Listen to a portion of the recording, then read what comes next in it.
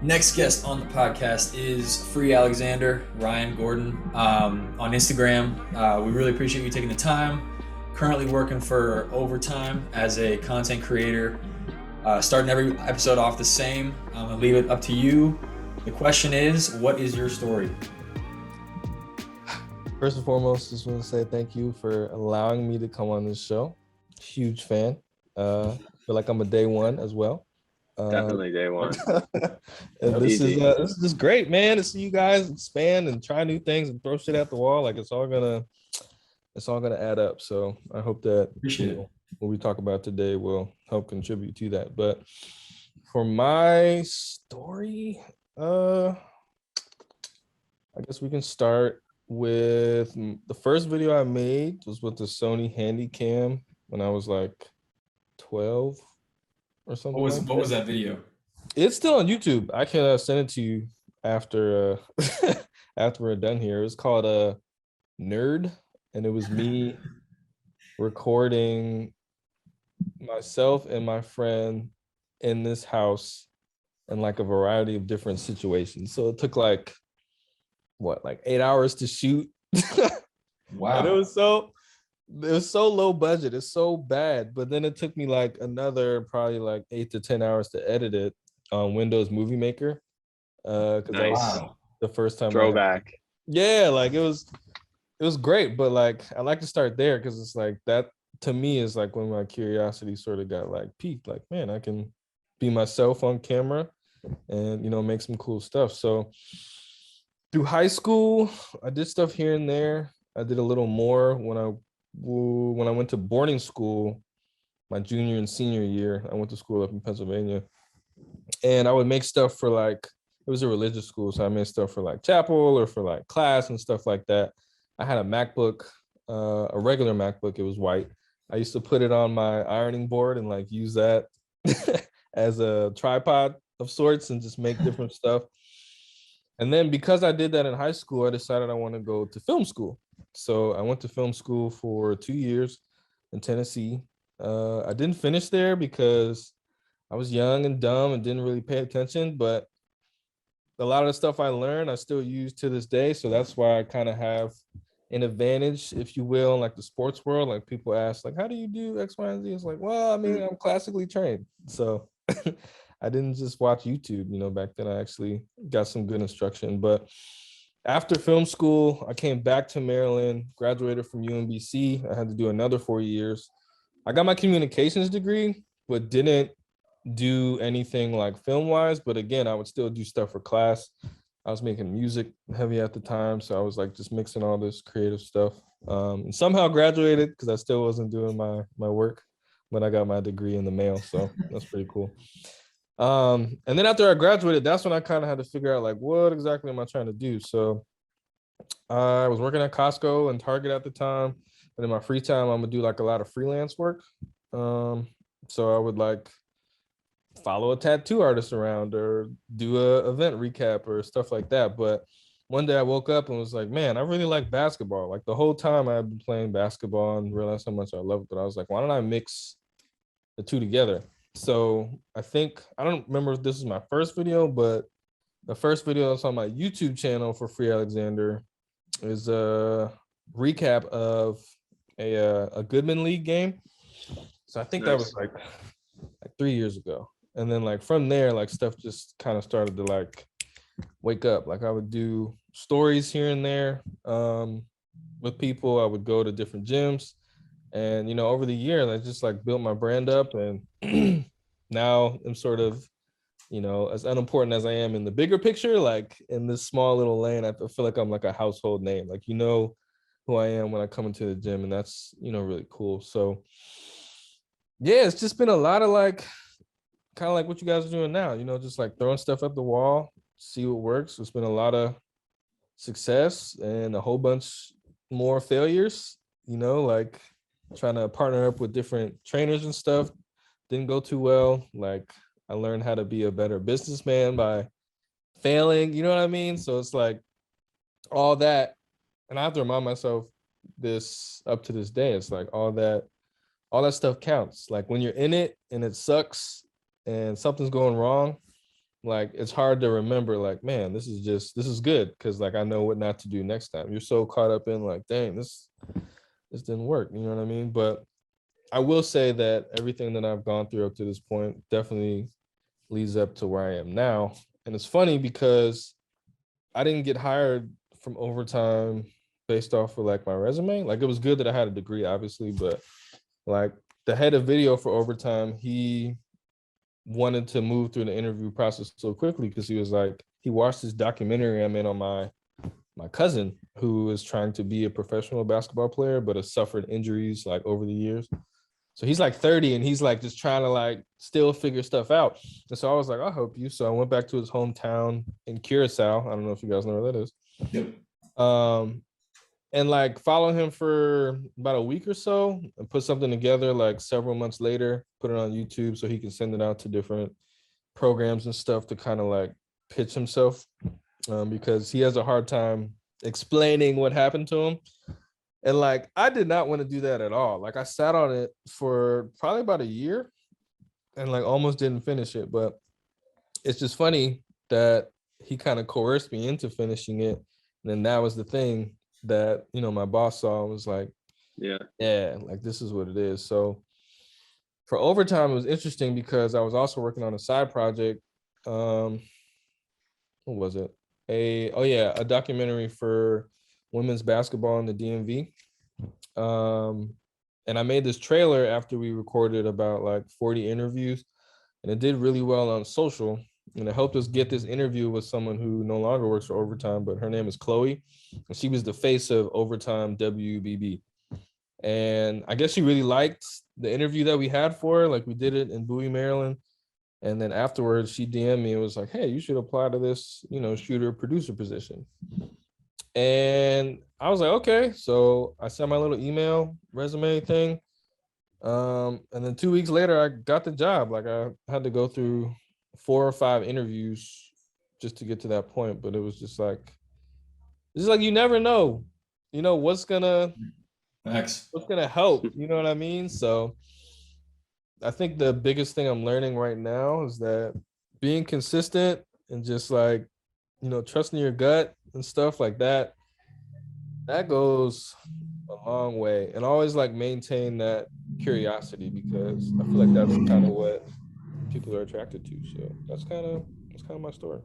So I want to speak on you saying, in the grand scheme of things, you may not be a big deal, but for like this world and this area, you are a big deal. And for the people who don't know you, like I've seen it firsthand. Like when Free Alexander walks into the gym, it's like, oh my, like look, like he's here. It's a big deal. Must Like be nice. it's awesome. When did you feel like that first started happening? And B, like, how does that make you feel? Mostly because the DMV basketball scene is so big. I know, like now you're down in Atlanta doing other stuff, but like, yeah, that had to be so. I mean, that feeling has to be so cool for you after working on all this time. I mean, it's great, man. Just like basketball was for me growing up, it was kind of like an escape. Like, you know how they say like you should always go into a room where you're the most appreciated or the most loved. Like, that's the filming now is like kind of like my getaway, because I know, one, I could potentially help somebody, which is like the best thing, because I know if I put this out on social, like someone might see it and might end up getting a scholarship. Like, it's happened a couple of times, you know. But I think for like when that first started happening, I'm not really sure if there was like a specific event, but it's just cool like over the years to see kids grow up, build relationships with like different high school programs or college programs. And at the end of the day, like, this is really networking, right? So going on adventures, driving to different gyms to film like top players and stuff like that, like it's all really an adventure, and it's pretty awesome. I'm not gonna lie. All right. So you said top players. I gotta ask, who has been the best to film so far? Whether it's with Overtime or just before, like who's the person that you're like, all right, I can't wait to go film another video with that person. I don't It's know. probably a couple. I imagine there's a couple. Yeah, like there. You can list more than one. Yeah, absolutely. Go Yeah. for Okay. So List them all. Yeah, okay, I'll list as many as I can. So the first one that comes to mind is obviously LaMelo Ball. Like Okay. when he was Crazy. at That's Fire. crazy. That's actually a funny story. I went with my friend Murphy Designs. Mhm. Um, Shout me out and Shout my Murphy guy were gonna Designs. drive down Shout to Shout Richmond out. to play, right? But we weren't really trying to pay to go. So I knew someone who was going, and he was like, "I'm sick, man, but I have a media pass. So if you go and just say that, you're filling in my spot, then you can do it." So that didn't really work that well. So we ended up buying a ticket. And then as soon as we walk in the arena, I was like, let's just walk to the baseline. So we walked down to the baseline, sat there, and then like the media director was like walking around kind of checking media passes and stuff. So we like kind of turned around a little bit just to make sure he didn't see us. But of course he saw us like immediately. And I think his name was Nate or something like that. And he was like, "Hey, you guys have media passes?" I was like, "Nah, we don't, but I'm here because someone told me to come here." Like he was sick, and I was like, "I don't know how that works, but I'm here." And he's like, "Well, I mean, you can't really do that." And then I asked him what his name was. I'm like, "Hey, man, what's your name?" And then he was like, "Nate." I was like, "Look, Nate, we drove all this way, really trying to film this. Like, I'm Guilt here. trip. Yeah, like I'm here filling in for this guy. Like, what can we do?" And then like I guess he appreciated it, and he got us both media passes. Like it was crazy. So we were sitting on the baseline, filmed the whole game. I wanted to see LaMelo play because I saw the hype in the videos, but like like as a hooper, like you kind of just want to see if it's like real. Yep. And I was like, it was so effortless for him. Like I think he had like 30, 14, and 11, something like that, and like didn't even break Casual. a sweat. You know what I mean? Like it was incredible. And after that game, I was like, okay, yeah, he's legit. And that video is also on YouTube too. So he's one. Let me think. I really gotta sit down and think about this. There's been so many people. How old were you when you made that video? What was that? How many years ago was that? Just to give perspective. Probably like 2, 3 years ago. Two? Okay. Like Okay. 27, 26, something like that. So since getting with overtime, then what's the list been like for On the that? list. So there's this kid, Jameer Jones. She's a rising ninth grader who's 16 years old. Crazy. But I found out he didn't reclass late. He reclassed in like third grade, so it doesn't really count. That's legit. That's legit. Yeah, you know what I mean. So I'm like, 'cause some people like wait too Yeah. long. I'm like, nah, he just got held back. Like, he's incredible, and he's probably gonna sign to overtime in the next 2 years. It was cool watching him work out because he was like dunking with a heavy ball off two. The three He was like pound. nuts. It was nuts. And I was like, he's gonna be a professional somewhere. Paige Buchers, obviously, she's big Of time. course. Initially was supposed to like just hang out with her for an afternoon, but I kind of like ended up making it a whole week just because I kept hitting her up. I'm like, yo, we should go like, what you got going on later? Like, and made something pretty cool there. Jada Williams, another big time girl. She just committed to UCLA. She's huge on social media. And then now for this league, man, for the overtime league, like there's just so much talent, and we're doing so many different types of things with them. Like it's gonna be incredible. Like there's a lot of talented kids. But I mean the hardest part is just knowing that they make like 10, 20 times more than you do. They're getting paid. You know what I mean? Like it's like, dang, like I really work for this 17-year-old, but Yeah. it's pretty cool. All right. We'll take that perspective as a videographer. Let's morph that into what is the most rewarding thing out of this whole experience you've had over the years? Because it's definitely not throwing videos on YouTube, and you know what I mean. Yeah, I think like I was saying earlier, it's like just the networking part, man. Like building relationships with people, and really like knowing that if you spin something up like on your own, that people are going to support, right? A friend of mine was telling me years ago when I was doing a lot of filming in DC, like in the art scene, he was like, if you show love, you'll never go out of business. So our whole approach was like, don't necessarily look for the big payday, when you're just trying to get your foot in the door and stuff like that, like genuinely see how you can fill a void. And then like eventually when it's your turn to like ask for something, like people are gonna like line up. You know what I mean? So I feel like for like the media game I had a month or two ago, um, I felt like that was like an amalgamation of, having individual relationships with all these people and wanting to just genuinely help so that when I ask for people to come play, like people are like, yeah, I'm gonna do that because I know, you're a good guy. So I think that's like the best part, not really wanting anything and then ending up getting more than you could ever imagine later. Yeah. Well, Yeah. It's lovely. if you could kind of give back to the kids that were in your spot initially, what would the main piece of advice be? That could be like what camera to use first if they're just starting out, what like software to use, like what advice would that be for any kids out there? I think about that a lot. And I used to like have a list of like, yeah, you should start with the Sony camera and edit with Final Cut because it's more user friendly. But then I think about when I was 13, like I wasn't thinking about none of that. Like I was just trying to make something the only way I knew how to do it. And I think that's my biggest advice. Like if you have an idea, don't let your mind psych you out of that idea. Like no matter how crazy it is, just like own it and chase it.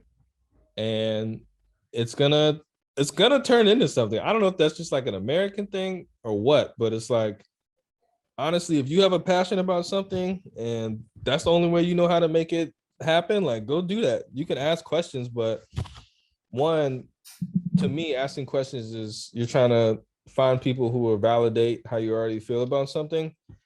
And then two, it's like you want to find like the right answer. But I'm finding in life as an almost 30-year-old now, like there is really no right answer. And everybody's honestly in the same position you're in, just trying to figure out what to do next, what steps to take. So you asking someone else is just really like a waste of time. You know what I mean? And I think I've told some kids that I'm like, I don't know why you're asking me these questions. Like, just go figure it out and then ask questions later. I can like help guide you, but you trying to get all the answers before you even take a leap, like that's not gonna do anything. So just like literally follow your dreams. That's like the best advice I can give you. That's going to be the caption of this post is follow your dream. Oh, that's perfect. Free Alexander. Keeping with the kids, I think so we all know, we like see, especially high school sports, there are hundreds of kids with cameras. Like this has evolved into such a huge thing. And I definitely do want to give you credit, whether you're taking or not. It's especially in like the DMV area for high school sports. I think a lot of people have seen Free Alexander, what you're doing, because it's been around for a while, but I think you caught the beginning of it to really like take it mainstream. So when you see all these kids and it's taking a whole new world, and I know high school kids are literally being recruited by top college football and basketball media programs to like come to the school. So like what are your thoughts on all of that? Like as you in your position, like just seeing all of that kind of come together. I think it's incredible, man. And like I started because you guys know 8i Media, right? Yeah. So he's like sort of the OG, and he started doing this like what, probably like 11, 12 years ago. Like, Long time ago. Yeah, he got like Kyle Kuzma like in his junior year of high school. Like no one has that. You know what I mean? Like that's what I was looking at on YouTube, trying to figure out like how to like build my own identity and stuff like that. And like I wish that I was in Philadelphia with him to, like nudge him and be like, yo, like, how do you do this? You know what I mean? So I think to answer your question, like I think it's awesome that kids are, finding their own lane and stuff like that and really trying to make a name for themselves, you know what I mean? And if I can help by just being present and like pulling them to the side and giving them some advice on like how to set their camera or avoid this, situation, or after the game, some people might come up and be like, yo, like, can we talk later? I'm like, yeah, sure. Like I try to tell people all the time that you can hit me up whenever, just to help them build their brand. But I think it's incredible. On the flip side, I think it's like super saturated.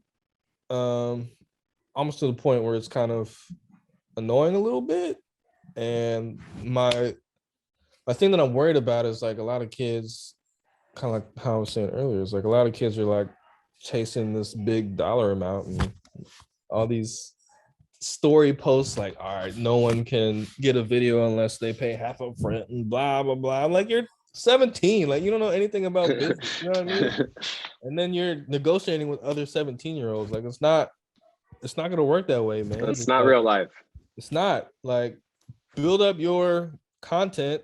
If you have a top athlete, like follow them so that they know you, and then later when they do make it, they'll be like, this is my guy. And that's how you get contracts with the bigger companies and stuff, like by association. So So what would you recommend then? Like work for free, or like what you saying? Stop. It's not how it works. What should they do? don't focus on money. Like focus on being the best content creator you can be. Like I feel like as a artist, like I'm pretty passive, so it's hard for me to ask for money anyway. And like a lot of the art that I create comes from like an emotional place. So like the business stuff is like I don't really care about it, you know what I mean? But like I think to answer your question, like you shouldn't don't walk in being like, all right, I can hit a lick and get like 300 off this kid. You know what I mean? Like always think about how can I fill a void? And then the bigger thing is like just set boundaries. You know what I mean? If you do something for free, like don't get into a situation where a trainer is like abusing you, asking you to come to the gym every week and you feel obligated. You know what I mean? Like know your end goal. But I think Gary Vee said this. He's like, you shouldn't even start to think about making money until you're like in your 30s. You know what I mean? Like just try stuff. And I think it might be different for me now because like I have 2 jobs and like I don't need money, you know what I mean? So that's why I'm more comfortable just pulling up to games and just doing stuff.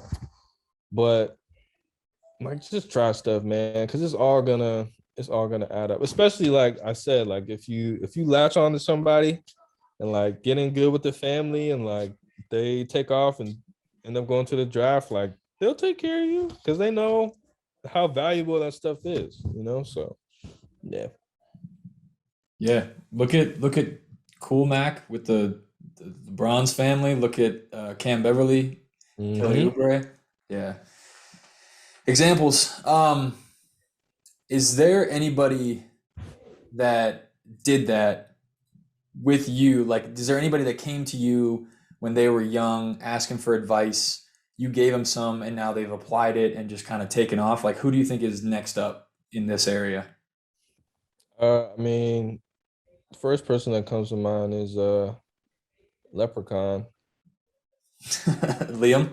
Yeah, Liam. He's like, he's good. Like we talk every now and again, and there's no way I could take credit for all the stuff he's learned how to do. But it just seemed like overnight, like he just like started to get the juice. Like was getting a lot of engagement on Instagram. His videos got a lot smoother. The graphics got better and stuff like that. I think he's definitely next up. I also think that he has a lot to learn. And I told him one time because I try to put people on. Like if I move up, like I'm always thinking about like who, was next to me. And it's hard for me to pitch people to come to like an overtime and try to apply because it seems like they're just missing like the storytelling element. And I think that's the biggest thing that the creators around here are sort of lacking. Like everyone can make a cool highlight with the 15-second intro with all the effects, but like, what does that mean? You know what I mean? Like, can you tell a story? Why don't you interview that kid and then put the audio underneath it and then use the effects like subtly and stuff like that? And that's why I think my film background comes out because it's like, even with my highlight mixes, they're super simple now, but like, one, you know what you're getting or you know who made it as soon as you see it.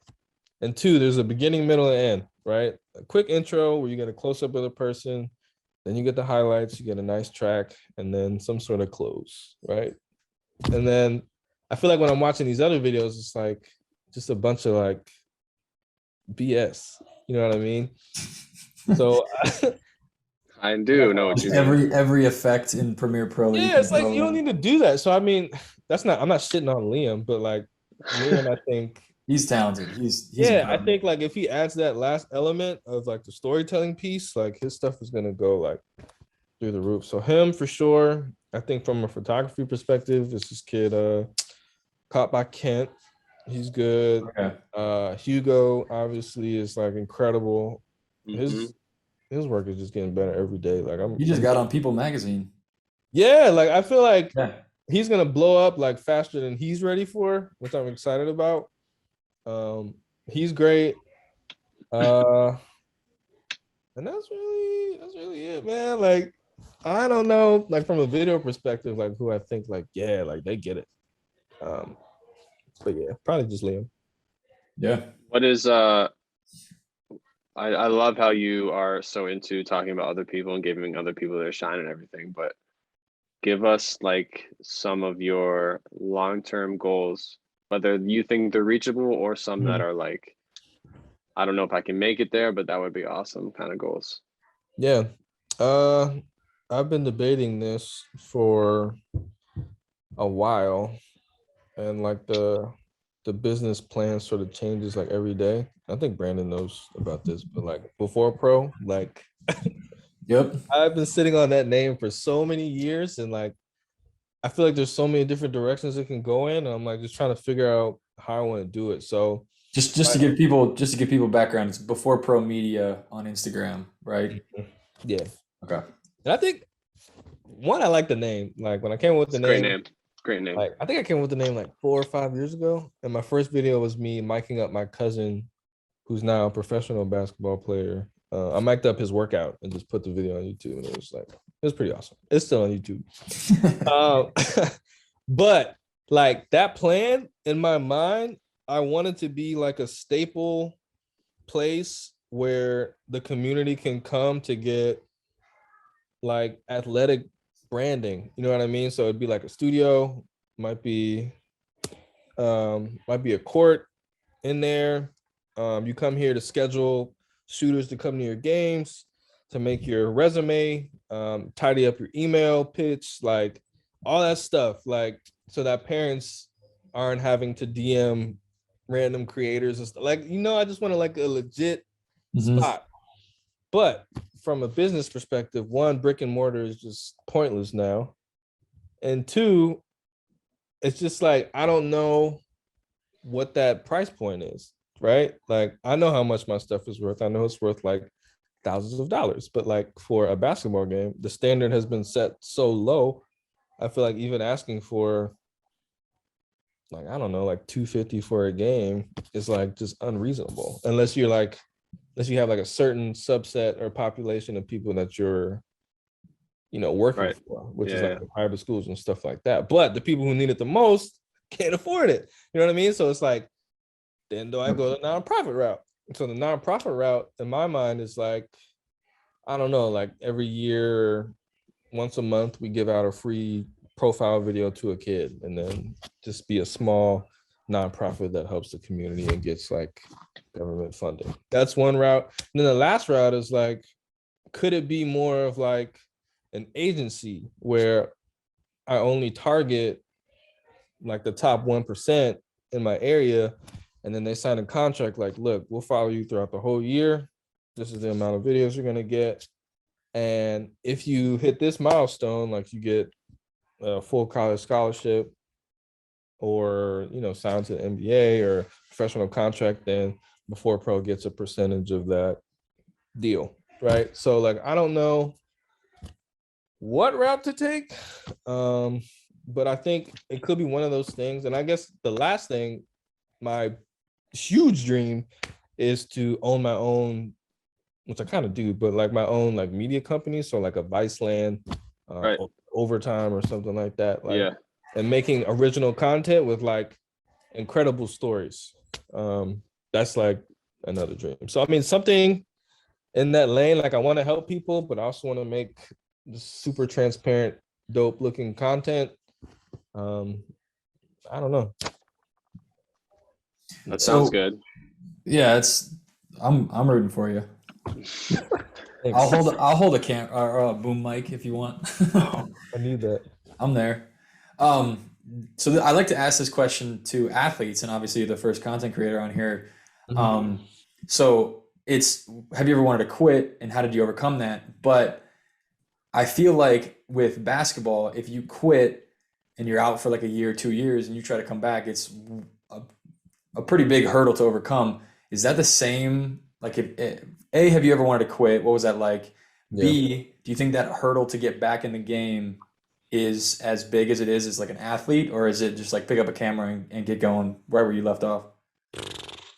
I don't think there's any hurdle bigger than like the athlete thing. So I doubt it would be that much of a Fair struggle. enough. The only struggle I foresee is like if I hop out the game and like delete all my social media and then try to come back in 2 years, it's like it's a whole different, place, and you have to have a different type of strategy and stuff like that. So it wouldn't be that big of a deal if I left and came back. But in terms of quitting, I want to quit every single day. And, That's honest. and Appreciate that and it's like because it's like honestly, I was talking to my wife about this. Like, what am I chasing? You know what I mean? Like, what is the real goal here? Like, the goal as an entrepreneurial minded guy, like I'm always thinking of ideas like how to make more money and stuff like that. But it's like I also don't really care about money. You know what I mean? Like I just want to be really happy. So it's like, what do I have to do to reach that?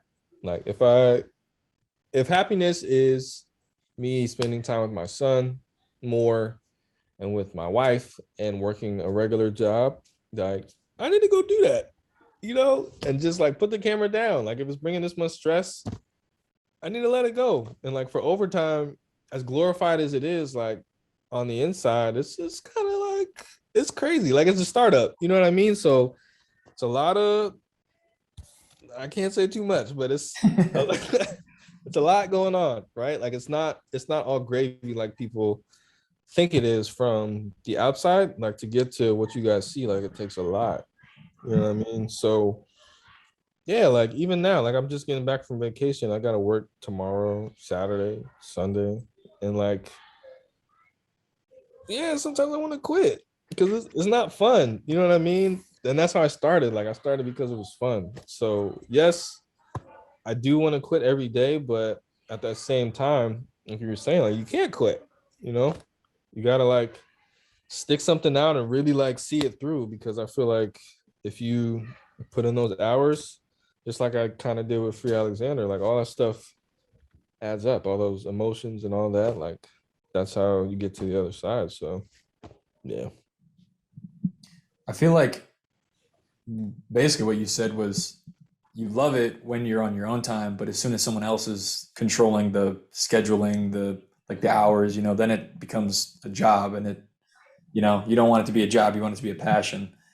Yeah, like it's tough when That's you tough. have a lot of talent. Like I know I'm talented, but I was talking to my mentor about this. She's like, you just need like 10% business just to like get over the hump. Like you can't have all this emotional stuff like all the time. Like, yeah, I get it. Like comes from this place, blah, blah, blah. But like you have to be able to get business done because as a creative, like you gotta get paid. Like it's really hard to get paid in this industry, right? So that's where the sacrifice comes in. I think that's the bigger picture. Like, yeah, I want to quit, but that's because I don't necessarily want to sacrifice, right? Um, and I think you kind of got to look at it for this particular overtime journey. It's like, what what am I sacrificing for? Right. Like I'm building up someone else's dream. So do I leave them and chase my own thing and feel a little better about the sacrifices because I know it's like mine, but then it's like that's still time, like to build up anything, it's still a lot of time. So it's just about like what are the priorities and what are you gonna do? Because like you can't just unless you're like swimming in a shit ton of money, like you can't just exist. You know what I mean? Like you got to do Yeah. something. So it's like it's a catch 22, but that's like my plight every single day. So One of my favorite quotes is build your own dreams, or someone else will pay you to build theirs. And that's the reason I started this company, Levels, is Mm-hmm. like, I've always been same as you, passionate about entrepreneurship, but it's that hits different because like at the end of the day, Yep. you're working your ass off, and then you like log off, and you're like, wait a minute, I just did all that for some money that's helping them build their company, and now I'm just gonna go spend this money on like rent and bills and Right. food, and it's like like The if I crab build dip. something if I build something truly like genuine and can go somewhere, Right. then it's like that's the kind of stuff that'll change your life, and other people's lives too if you do it right and if you do it Right. well, which is what we're trying to do here with the whole storytelling aspect. But yeah, so like I feel like a lot of people relate. What would you say to those kids then that are like just starting out, not really getting the likes that they want, not really Mm-hmm. getting the gigs that they want, maybe, or the money that they want? Like, what did you tell yourself? What should they tell themselves to just like keep going? It's coming, man. Just keep your head down. Like, again, it's gonna be hard to realize how far you've come until you like take a second to sit back and see how far you've come. You know what I mean? Like, I I deleted my page like almost 2 years ago. I was at like 5,000 followers back then, and I'm at because I was just like, I don't know. I just felt like everything I was doing was for social media. I felt like the way I portrayed myself, like as this jokester, I'm like, nah, I'm also serious too. But like in terms of engagement, like the stuff was buzzing. You know what I mean? Because like I had like 2 straight years of just like pumping out content, and people were expecting it, and I was just getting win after win after win. But it wasn't until probably in Corona, I was talking to my cousin. She was like, the only way to really like measure your progress and really, have a benchmark and look at how you can keep going is to like take time to write down the things that you're thankful for. So she was like, at least one day a week, you just need to be writing out like what you're thankful for, what you accomplished, and really look at it. Like that's the only way that you're gonna be able to keep going. Otherwise, you're just gonna keep chasing what's next and keep getting frustrated because you're not at this next level. Yeah. And even with overtime, like I'm here and I'm already thinking about like what's next? Like how can I be at the top of that company, or how can I use this platform to elevate me to, my business thing? Like, yeah, I should be thinking about that, but like at some point you just gotta like just stay present. You know what I mean? So just keep your head down and like realize that all that stuff is coming, and also know that it might not be what you expect. And this is a good story. So before I got hired for overtime, I was applying to I was applying to a bunch of private schools because I like the idea of being a content creator for a private school because they pay you a lot of money to not do a lot. That's um, essentially what I do for a living. yeah, it's like awesome. And I was like, I got really far with this school in Georgia. Actually, it's called Raven Gap. It's like this super expensive private school that has kids all around the world. I got really far in the interview process, and then they just like went ghost, and I was like, What? "What?" And I didn't, I didn't know how to feel about that. Like, that was my first time I really got like so far in something, and then just like dropped off, and I was like sad. I think I cried a little bit. Like I think I like had a little tear because I was like just mapping out how this would look, my future life and stuff like that. Um, and then like a couple months later, the overtime thing happened, and that was something that wasn't even on my radar at all. You know what I Yep. mean? So I feel like that's a testament to like, a no doesn't mean no forever. You know what I mean? It's just like So something there's new bigger. opportunities coming. Yeah, like something bigger and better is on the way. So just keep doing what you're doing, and like someone's gonna notice. So Yeah. Yeah. That's a tough outlook, but I appreciate the patience in that. yeah, man. Yeah. Well, we're trying to keep these a little bit shorter, so For sure. Ryan, appreciate it. Where Free Alexander. where should people find you? Can they reach out, ask questions? Yeah. Instagram, Free Alexander. Yeah. On Instagram, The I'm one and free only. Alexander. Are kids allowed to hit you up for gigs outside of overtime now? Or are you like strictly you're only allowed to film? So I'm just kind of going until someone says something. So yes. So hit them up, guys. Everybody that sees this, hit them up. Yeah, I feel like the only time Everybody. they'll care is if it's something that gets a lot more attention than they're getting. Sure. Yeah, that makes sense. If I find the next Mikey Williams, then it might be a problem. But me filming Tommy on Thursday afternoon. So I love Tommy. Gotta love Tommy. So yeah, Free Alexander on Instagram, on Twitter. If you follow me there, it's at I'm Free Alexander. So I am Free Alexander. And I don't have any business to promote since I am an overtime employee, but make sure you follow the new Overtime Elite page. Yeah, I was gonna say, just shout out overtime, right? Shout out OT, baby. Doing some amazing things. So hopefully I can share a lot more.